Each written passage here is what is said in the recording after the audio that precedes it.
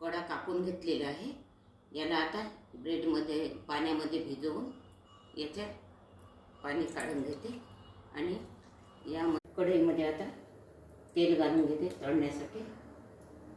थोडं बेसन आणि थोडं तिखट मीठ. बेसन, तिखट, मीठ, हळद आणि हिंग.